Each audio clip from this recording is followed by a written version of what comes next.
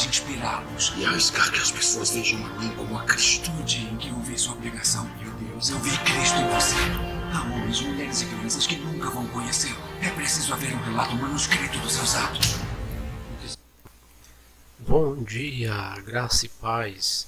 Vamos começar mais um estudo da nossa Escola Bíblica Online. Estamos aí iniciando mais uma revista e a aula de hoje tem como título As Maravilhas de Deus. Como você viu aí no vídeo, né, a gente começa aí com a introdução, o vídeo mostrando a perseguição que Paulo teve a anunciar o Evangelho em algumas cidades. Foi muito difícil, foi muito perseguido. Então a gente começa com esse pequeno vídeo só para a gente já ir sentindo, né, um pouco dos nossos estudos, que vamos ver as cartas de Paulo que foram escritas para Gálatas, Efésios, Filipenses e Colossenses. A nossa aula de hoje tem como tema As Maravilhas de Deus. Os objetivos têm como saber, entender que em qualquer lugar e circunstância Deus age, atua, faz, realiza, exerce sua força e poder, sendo Ele o Senhor da história. Nós temos como texto áureo e por intermédio de Paulo, Deus fazia milagres extraordinários. A gente vai começar aqui estudando as viagens do apóstolo Paulo. Aqui a gente está vendo o mapa aqui, né, que está descendo para a gente ter uma noção um pouco das viagens de Paulo, que eu vou passar o mouse para você estar entendendo um pouco. E que a gente vê, né, que ele fez esse percurso aqui, foi bastante árduo, né, as viagens que Paulo fez para anunciar o Evangelho. Também temos que entender que todo o Novo Testamento praticamente foi todo escrito por Paulo, e foi quem praticamente anunciou Cristo, o Evangelho para esse mundo. Na época foi Paulo, né? Ele foi implantou várias igrejas. Você vê aqui que a rota de viagem dele é uma rota totalmente espinhosa, né? Que hoje em dia temos a facilidade do avião, né? A locomoção bem mais rápida, né? Você imagina na época, né, de barco, onde eu estou passando aqui o mouse, caminhos totalmente longos, né? Aqui quando ele sai aqui, ó, dessa trilha aqui, que ele passa aqui pela ilha de Chipre, né, uma ilha, e vai aqui a Jerusalém, ele vai subindo aqui pela Síria, Galácia, aqui a Frígia, aí ele vai para Tarsus, Filipos, né, na Macedônia tem Tessalônia e Atenas, e por último aqui Corintos, né? Então foi uma rota bastante espinhosa que Paulo fez, mas tudo isso em nome do Evangelho, né? Tudo isso para anunciar o nosso Senhor Jesus Cristo às nações, né? Paulo foi muito perseguido.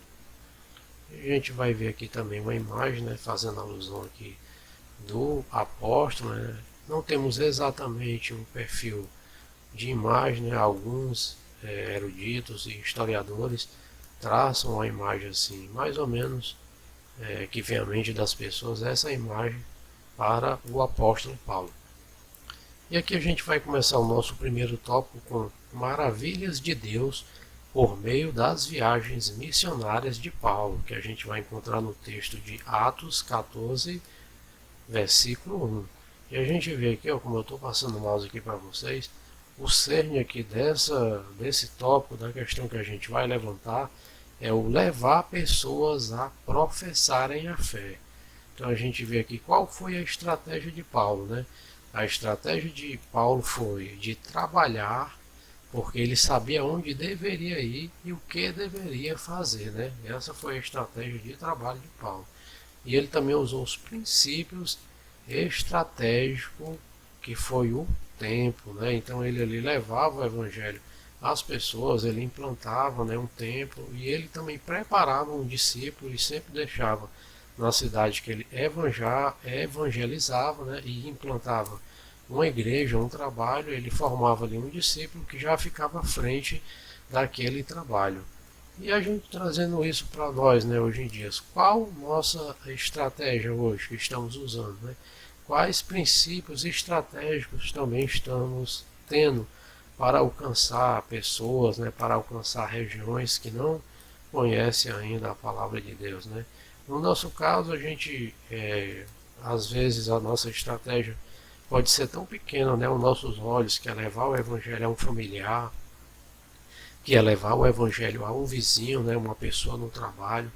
Mas não pense que é pequena essa missão, porque às vezes quando pensamos que é pequeno, mas uma vida que é ganha para o reino de Deus, a gente sabe que na própria Escritura fala que nos céus é feito uma festa, né? Deus fica muito alegre quando uma alma, quando um pecador se converte ao seu evangelho, à sua palavra.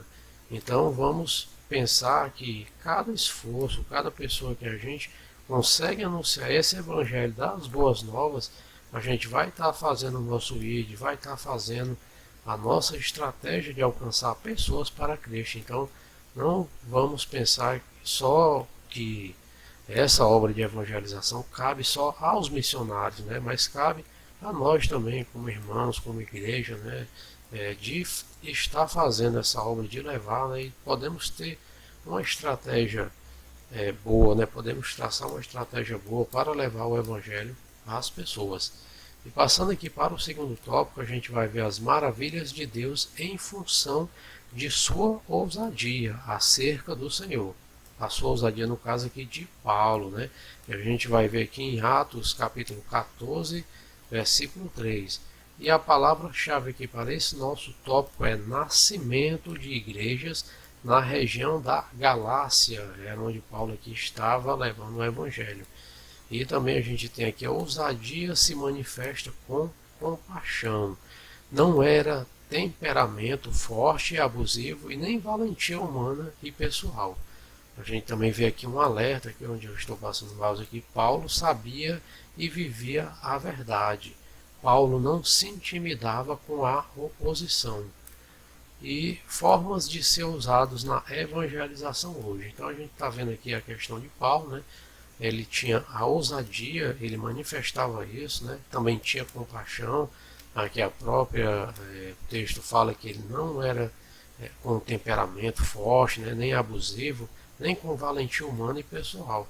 Porque às vezes a gente se torna até ignorante quando vai levar o evangelho a alguma pessoa que professa outra fé, né, que acredita em outra religião, vamos dizer assim, e às vezes a gente quer dar valor só a nosso, né, o nosso cristianismo, e às vezes não respeita o ponto da outra pessoa, né, às vezes você vai estar levando a palavra para uma pessoa que é católico, e às vezes a gente não sabe como abordar essa pessoa, e acaba meio que desmerecendo, né, da sua fé. Então temos que saber usar da nossa sabedoria, a sabedoria que Deus nos dá para evangelizar essas pessoas de uma forma correta, para ganharmos essas pessoas com amor, né, e não com valentia, não com abuso, né, não com temperamento forte. Isso não adianta de nada, né.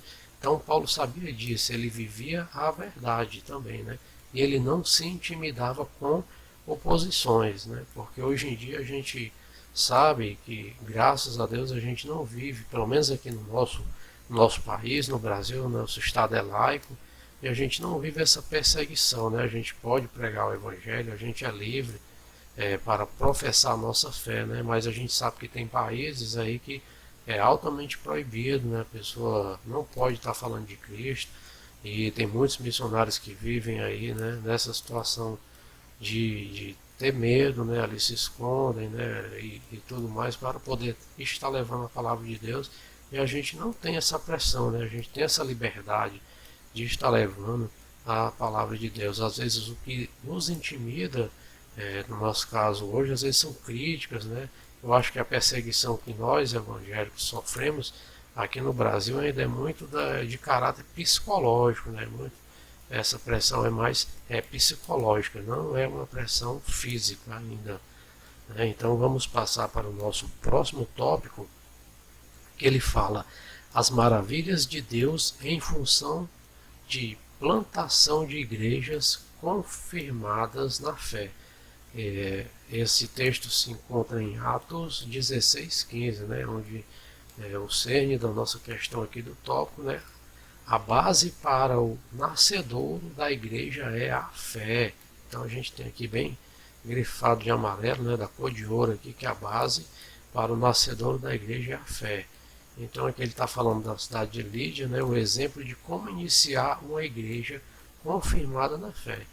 E a gente também aqui tem no outro lado, né, a setinha vermelha, plantando a igreja hoje, né? E como é que hoje a gente vai poder usar essa estratégia, né, de implantar igrejas com a base na fé, né, na nossa oração, na nossa persistência. Então a gente tem que ter também essa noção, a gente tem que entender que hoje em dia também a gente tem uma dificuldade para estar implantando ou plantando uma igreja em uma certa localidade, em uma certa cidade. Então a gente tem que ter essa nossa base, que é a fé, que é a oração, né? A oração com ação, para a gente poder estar vencendo esses desafios, né? Então vamos passar para o nosso próximo tópico, que fala das maravilhas de Deus em função da sensibilidade da direção do Senhor, que o texto se encontra em Atos, capítulo 16, o versículo 9. E aqui bem de verde, né, o nosso tópico aqui, ele fala: a visão que Deus dá é para aqueles que já vivem em trabalho. Então, não se faz a obra de Deus sem sensibilidade e sem discernimento. A vontade de Deus para Paulo foi clara e objetiva. Era agora a Macedônia. Então, estamos falando aqui do momento que ele evangelizou na Macedônia. E aqui fica um alerta para nós, né? O chamado não pode ser para atender nossos interesses. Então, às vezes, meio que a gente confunde, né? Bota os nossos interesses na frente da obra, né? Na frente da missão de Cristo. E isso não condiz, né, com o que estamos estudando aqui, principalmente na questão de Paulo, né? A vontade de Deus foi clara na vida de Paulo. Então, quando essa vontade de Deus ela é clara, ela é objetiva para a nossa vida, temos que fazer essa missão, né? Por mais que isso não vá atender nossos interesses pessoais, nossos interesses humanos, né? Então a gente tem que ter essa visão que Deus dá para a gente, para aqueles que já vivem em trabalho, né? Então vamos estar pondo em prática essa visão que Deus dá, né, de fazer essa obra com discernimento. Então vamos passar para o nosso próximo tópico, que ele fala o seguinte aqui, né? As maravilhas de Deus em função de plantação de igreja confirmadas na fé. Esse tópico aqui ele está embasado no texto de Atos, capítulo 19, versículo 20. Aqui logo aqui, né, no centro aqui, né, do nosso slide, ele vai falar aqui: falar e ensinar as palavras de Jesus. Crescimento precisa ser na e com a palavra de Deus. Então, o crescimento precisa ser na e com a palavra de Deus, né? E aqui um alerta para a gente sempre na setinha vermelha do nosso slide, que fala: projeto de construção do ensino sobre o reino envolve, aí você aqui completa, né? Então, para falar e ensinar as palavras de Jesus, precisamos pôr em prática, né? Precisamos expor essa palavra de Deus, precisamos ter esse crescimento no estudo, na palavra, para podermos ensinar de uma maneira que envolva as pessoas, de uma maneira que chame a atenção das pessoas, para poderem comprar essa ideia, né, desse projeto. Quando você tem essa função da plantação de igrejas confirmada na sua fé, Deus vai dar esse crescimento, com certeza. E uma das bases para isso é ensinar a palavra de Jesus, que era o que Paulo mais fazia, né? Então vamos passar para o nosso próximo tópico. E aqui já estamos chegando nos momentos finais da nossa aula, que ela vai ter aqui uma atividade de suplemento, né, para a próxima aula, que são os desafios a serem alcançados aí na sua semana, para você pôr em prática na sua semana. O primeiro desafio é quanto à questão do estudo, né? Que são as maravilhas de Deus. Você vai estudar mais a lição, você vai ler ela mais apuradamente, né? Tem as leituras aí da semana na sua revista, se você estiver acompanhando pela revista. E o assunto é: Deus fazia maravilhas pelas mãos de Paulo, né? E os desafios são descrever algumas maravilhas que Deus tem feito através de você, né? No caso aqui, vivenciar. Então se lembre que Deus também opera em você, que você pode fazer isso, né? Que você dando lugar, Deus pode operar maravilhas através da sua vida. Você pode ganhar outras pessoas para Cristo, você pode anunciar esse evangelho de boas novas, assim como Paulo fez na época que ele evangelizou, que ele implantou essas igrejas. Foi um trabalho muito árduo do apóstolo Paulo. E aqui a gente vai chegando ao final da nossa aula e a gente vai ter mais uma tarefinha aqui, que é como ser instrumento das maravilhas de Deus. E a gente tem 3 objetivos aqui para a gente conseguir concluir, né, isso, e responder essa pergunta, né, como ser instrumento das maravilhas de Deus. O primeiro aqui fala: ter convicção clara da vontade de Deus e submeter a sua direção. Então aqui você precisa ter essa convicção clara, né, da vontade de Deus. Você tem que reconhecer e você tem que se submeter à direção de Deus, para que Deus possa agir e operar maravilhas através da sua vida, né? O segundo ponto aqui, ó, é reconhecer que somos apenas instrumentos, somos mão e não as maravilhas. Então é importante você entender que somos apenas um instrumento, né? Somos as mãos, somos quem leva, mas não somos as maravilhas. As maravilhas sempre é o Senhor Jesus Cristo, né? E o terceiro objetivo, ele fala: objetivar que o crescimento deve ser sempre da palavra e não pessoal. É muito parecido aqui com o segundo, né? Você tem que entender que esse crescimento, ele sempre é da palavra, né? O que vai crescer é a palavra que você leva, é Jesus, né? E não a sua parte pessoal, né? Tem até uma música aí que fala, né? E que diminua eu e ele cresça em mim. Então vamos pôr em prática esses 3 ensinamentos que tem aqui no final da nossa lição. E aqui, terminando a aula de hoje, aqui eu vou passar para o slide, né? Tem o meu canal. Se você gostou da nossa aula e me dê uma força, se inscreva aí no canal, né? Você pode estar se inscrevendo no meu canal.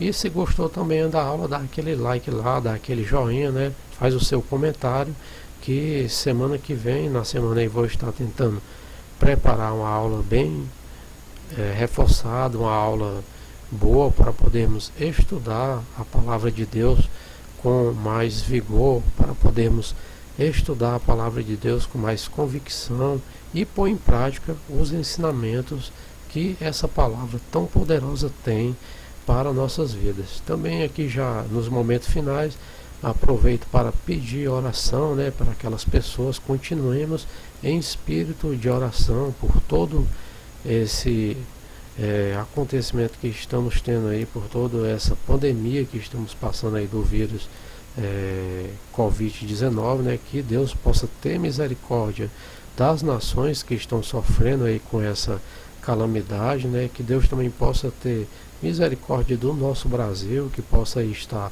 instruindo nossos governantes para que venham a tomar decisões corretas, né? Para que não venham a nos prejudicar. Esse é o meu pedido de oração, né? Os irmãos que assistiram a nossa aula aí, que possam estar orando na semana para Deus ter misericórdia do nosso Brasil. E é isso aí, pessoal. Vou ficando por aqui.